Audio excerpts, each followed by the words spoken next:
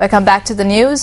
Senior lawyers charge that two of the ministers who have been appointed to the Select Committee to examine the impeachment motion against the Chief Justice have been involved in cases that were heard in the Supreme Court. There was a case against the wife filed at the Supreme Court. It was the Chief Justice who heard the case. She did not grant relief that was needed. The Chief Justice decided that she did not possess the qualifications for the post. Now Rajitha Senaratne is the one who has come forward to hear this case. Vimal Veerawangsa also lost a case at the Supreme Court. It was the Chief Justice who gave this verdict. Vimal Veerawangsa has been made to hear this case. I request the public and all the professionals to come together regarding this. She has made way for the law to be developed in this country. Even during her time in the university, she has done a great deal of work. She is also a brave woman who gave unbiased verdicts. We can see the manner in which the government is listening to the Mahasangha as well.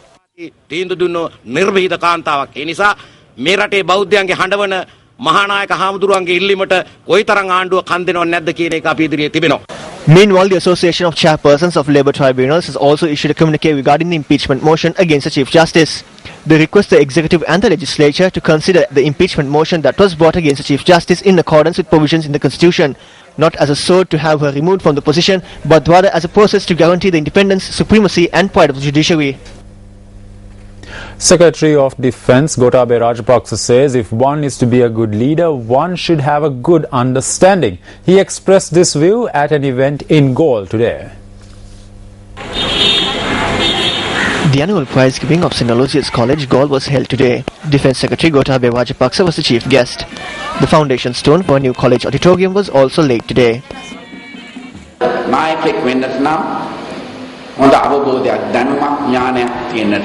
To be a good leader, one should have a good understanding, knowledge and intelligence. On many occasions, we have seen people being afraid of taking decisions. Fear arises when one does not have adequate knowledge about the job. We witnessed over the past 3 years how investors, both local and foreign, arrived in the country. If we sharpen our skills and make use of these opportunities, we can be successful citizens of this country.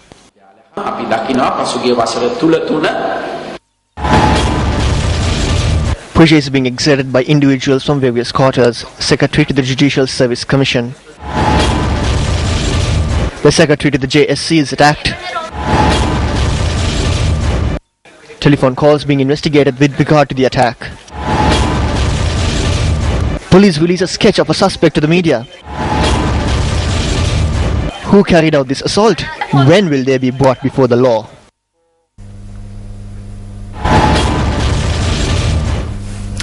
United Nations Secretary General Ban Ki-moon, speaking exclusively to News First at the UN headquarters in New York, said that he is pushing for reforms within the United Nations to ensure its effective functioning. Now, News First is the only electronic media organization in Sri Lanka to interview a Secretary General of the United Nations in its 67-year history. Let's take a look at excerpts from the interview, the first part of which was aired last night. Mr. Secretary General, you were appointed as Secretary General of the United Nations a few years back. Your first term in office was supported by many Asian countries. Do you think that you have been able to fulfill your role as a Secretary General through the Asian continent? Asian countries, Asian continent are now making great strides in terms of political stability, economic development, and also in the area of human rights. Of course, around the world, there are many places still we see problems. Sri Lanka, as you are emerging from all these conflicts during the last 3 decades, now it's a high time to establish firmly the rule of law principles and principles of human rights and human dignity, and ensure political stability. That's what I expect as a Secretary General, and I will continue to work with leadership of your government.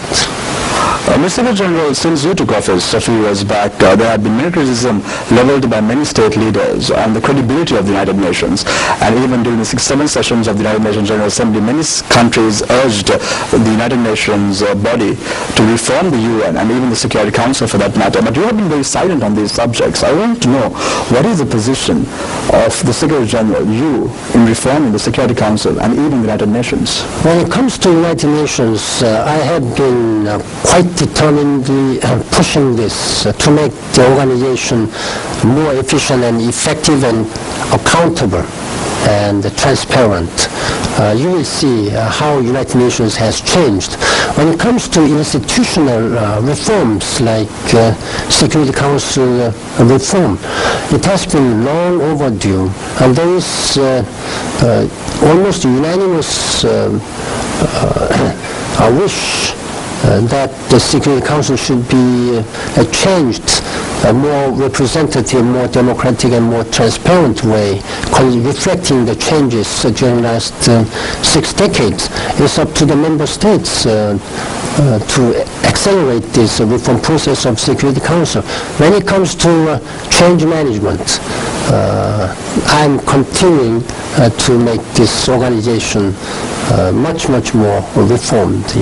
Mr. Secretary General, one of the allegations leveled by the developing world is the fact that the UN is adopting or having a different policy towards the developed world and the developing world. You are the Secretary General. What are your views on this? My priority is to have a sustainable development, whether you are coming from developing or developed world.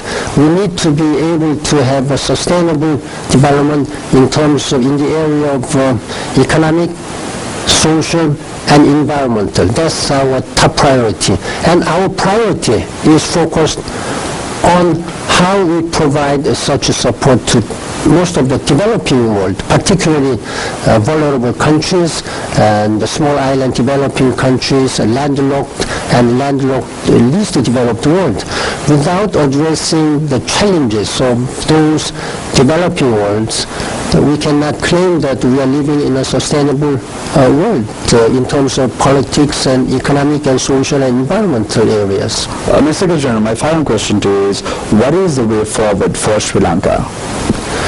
Sri Lanka should continue to promote further in terms of national reconciliation and promote further to enhance the human rights and human dignity of people. That's the way Sri Lanka should go ahead to become much more respectable and responsible members of the international community. The police say that investigations are underway into the incident where the Alpitia headquarters inspector of police committed suicide by shooting himself. The police said that HQI BDLL Buddhagoda had shot himself in the chest with his official weapon inside the room of his official quarters in Alpitia at around 9:45 last night. The HQI had passed away upon admission to the Alpitia base hospital. The police media spokesperson added that they believe that HQI had shot himself over a personal issue. While the Alpitia Chief Magistrate conducted the magisterial inquest this morning, the post-mortem will be carried out at the Alpitia base hospital. 41-year-old HQI Buddhagoda was the father of 3 daughters. Buddhagoda, who joined the police department in 1992 as a sub-inspector, was a resident of Kotapitia in Alutgama. An individual died when a shipping container toppled across the road in the Mitiagoda area in Galle. The accident had occurred at around 8:30 this morning. The container truck was travelling from Colombo to Galle. The police said that the accident occurred when the truck, which was travelling along Galle Road, had gone out of control and toppled across the road in the Daluatumulla area. The victim, an area resident, was a 49-year-old father of 4. The driver of the truck and his assistant, who sustained injuries in the accident, were admitted to hospital. Traffic along Galle Road came to a standstill in the area for several hours owing to the accident.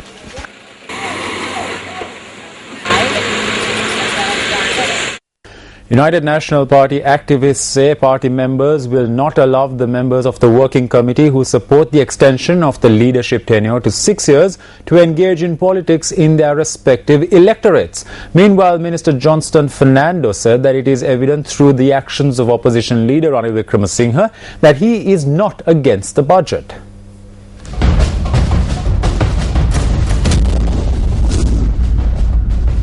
When journalists inquired about the views of the opposition leader on the budget at the parliamentary complex, he responded in the following manner. Last evening, after the budget reading, I saw my old leader, the opposition leader, run away without answering when he was asked what he had to say about the budget. After going out, he said to us from John Sinivaratna and that he will not say anything until it is over. Either he should say the good about it or the bad about it. He did not say anything and did not face the media. I believe that he too knows that it is a good budget for the country. Like I said, the opposition has fallen to such a level. මුණ දෙන්නේ නැතුව එතුමා සමහර වෙලට මම විශ්වාස කරනවා එතුමා උනත් දන්නවා මේ අයවැය ඉතාමත් හොඳ අයවැයක් කියලා මේ රටට විපක්ෂය උනත් අද මේ තරට වැටිලා තියෙනවා ඇත්තම අපි කියන්නේ වර්තමාන කෘත්‍යාධිකාරී මණ්ඩලයේ සමාජිකයන්ට මේ What we say to the present members of the working committee who are indirectly helping the government by making various deals with it and assisting in extending the tenure of the leader of the United National Party is not to support the present leader's program. If they raise their hands and support this campaign on the 1st of December, they won't be able to even save their positions in the working committee and neither will there be a party. The party supporters in the villages are looking at this. If you support it, you will not be able to go to your villages and engage in politics. We wish to remind you that you will not be able to do so under the future leadership of the United National Party as well. බැරි වෙලාවකත් ඒ සහයෝගය දීලා ඔබතුමන්ලට ගමට අවිලා දේශපාලනය කරන්න හම්බෙන්නේ නැහැ. විශේෂයෙන්ම ඒ අනාගත එක්සත් ජාතික පක්ෂ නායකත්වයට තේවත් ඔබතුමන්ලට කටයුතු කරන්න හැකියාවක් ලැබෙන්නේ නැහැ කියන එක අපි අවර්ධානය මතක් කර සිටිනවා.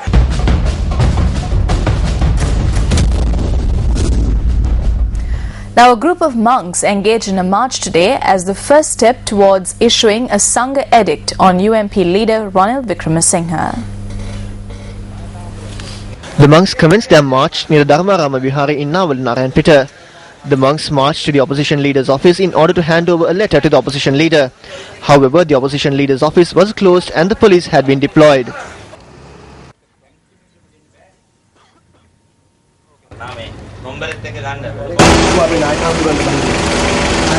විපක්ෂ නායකතුමාගේ කාර්යාලයටයි අපි ආවේ. විපක්ෂ නායකතුමාගේ කාර්යාලය දැනට පාවිච්චි කරන සිරිකොත. නෑ නෑ සිරිකොත දේශපාලන පක්ෂය.